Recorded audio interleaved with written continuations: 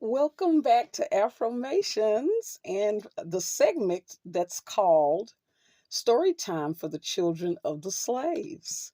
And for those of you that are new, this segment was created in order to help us all who are the descendants of the slaves to be able to tap into our inner child. Okay. One of the things that we talk about is in slavery, and even today with our ancestors, the way we were raised, the way we raise our children, we were it's understood that we're not able to be children at any point in time throughout our history. Ourselves, even the way we teach our children, we always have to warn them that at any point in time you can be viewed as an adult. Our adults, as well as senior citizens, as well as children, were sold in slavery. So the way that plays out, we always look at how we're affected today throughout history.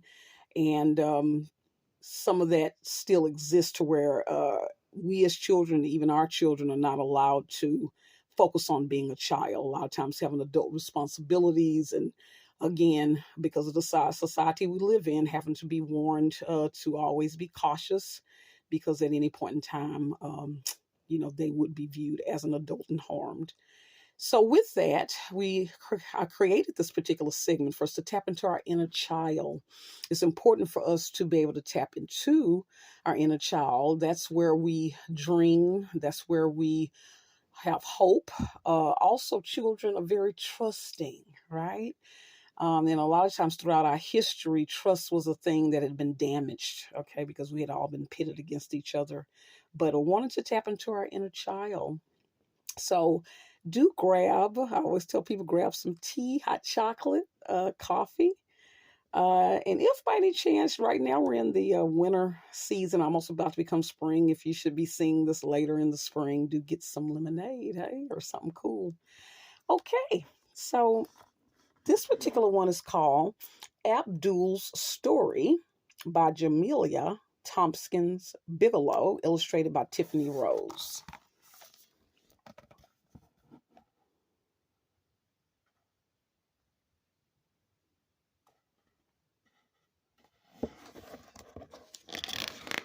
I hope you enjoy it. Let's see.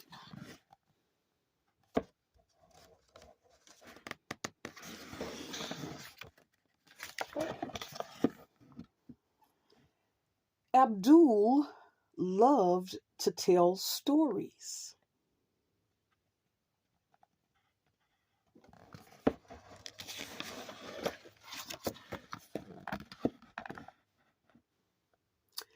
He told one about the high-stepping kids who collected donations in boots. Another about teenagers who danced in subway cars. He had one about the bow tie wearing man hawking bean pies on Broad Street, and even one about the woman who sold water ice from her basement on hot summer days.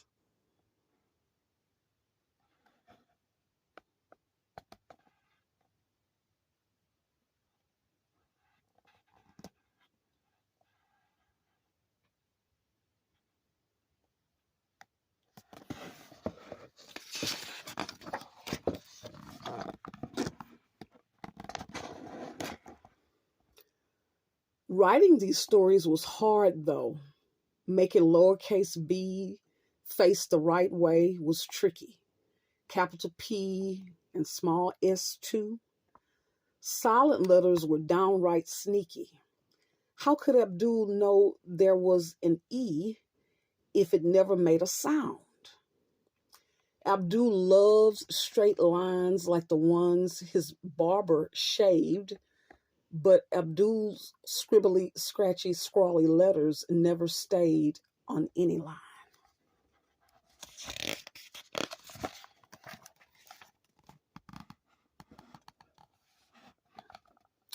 During writing period each day, he wrote, then erased his mistakes, wrote, then erased, wrote, then erased. His classmates had neat sentences. Abdul had smudges. Why write his stories anyway? These people and places in his school books never looked or sounded like the people or places he knew. Some stories are for books, Abdul decided, but not his.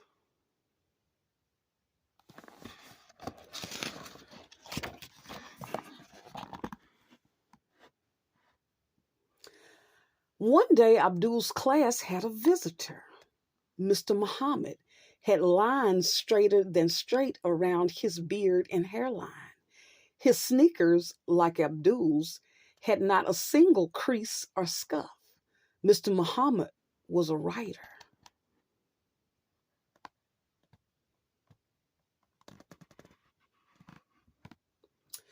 He read a story about a watchful boy with hair shaved low and skin the color of night. Women braided hair on the front steps in his story. Girls with clacking beads jumped rope, and men in white robes prayed on the sidewalk outside a full storefront mosque. The boy watched over this community. Write new stories with new superheroes, Mr. Muhammad said.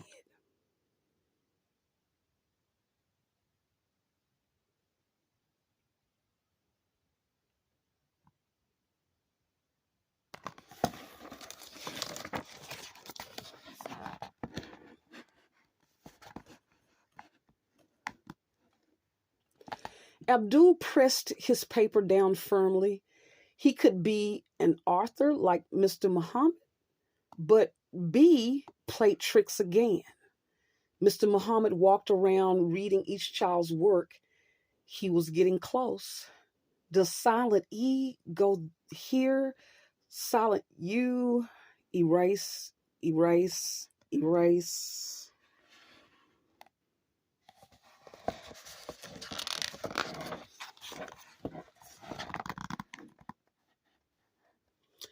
Abdul tried writing neatly. Write, erase, write, erase, erase, rip. He slammed down his pencil. Jada and Kwame had pages of words. Abdul had a hole.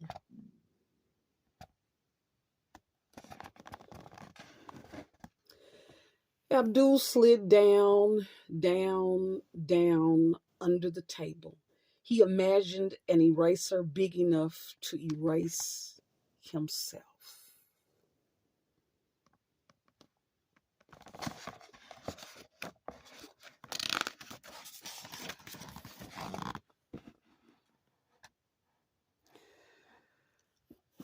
Nice sneaks.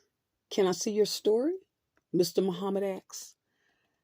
I don't got a story, Abdul whispered. Everyone has stories, but I can't write like them, Abdul pointed.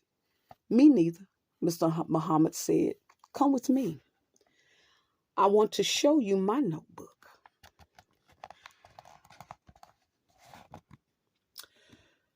That's a mess. I get messy words out so good words can come too. I fix the mess later. Before walking away, he said, keep trying. That gave Abdul an idea. Bismillah, he said.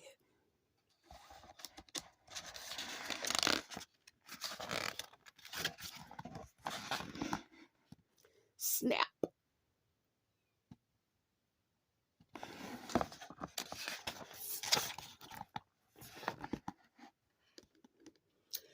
Abdul scribbled words and made mistakes without erasing. He wrote around the hole, filling the page.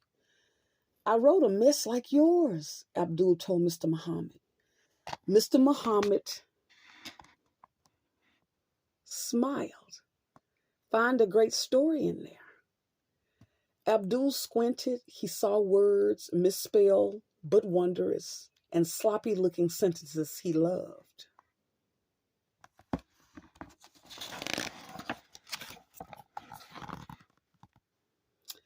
Over the next few days, Abdul rewrote a less messy miss, then an even less messy miss. He smiled when he read his story to himself.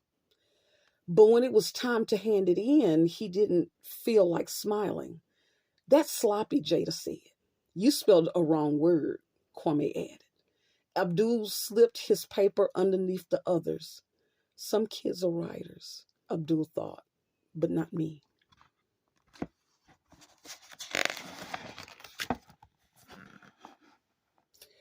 Days later, Mr. Muhammad returned. "I loved your stories," he exclaimed. I had I had to read one again and again. It was so good."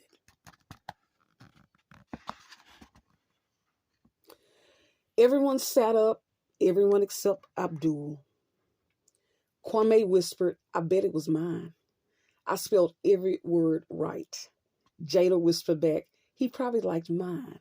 I have the best handwriting in class."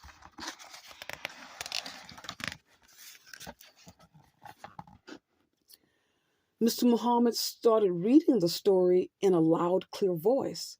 It was about a boy with tall hair, shaped with sharp lines, and skin the orange brown of sunrise. He watched over kids stomp, stomp, stepping down the block, and the ones breaking to the beat of the city train. He even protected the grown-ups who sold things and were like family. Abdul sat up. It was his story. And then Mr. Muhammad paused. He frowned at the page.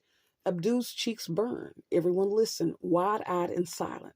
Mr. Muhammad read on, stopping a few more times at mistakes until he reached the end of the story.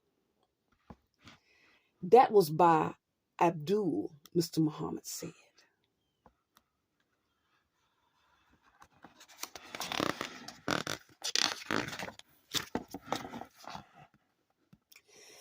Abdul slowly looked up. Everyone stared. Were they smiling? Yes, and clapping too. "Great story," Kwame told Abdul. "I loved it," said Jada.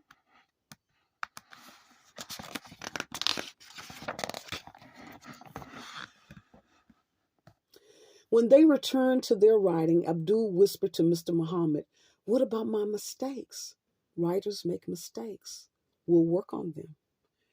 As they worked, Abdul thought, "Some people are writers, and I am one of them." The end. I hope you all enjoyed that story.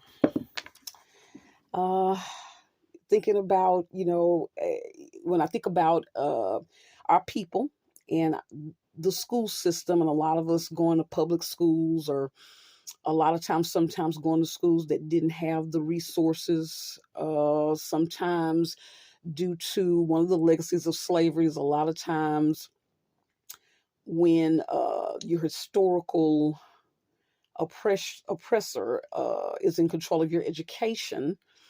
When you start looking at testing and different things that are required, and a lot of times due to a lot of our people having hardships, and again, as children having adult responsibilities, and um, not being able to have stable environments where they're able to go to different camps and afford tutors and things of this nature, and struggling. So I know many of us can kind of relate to that.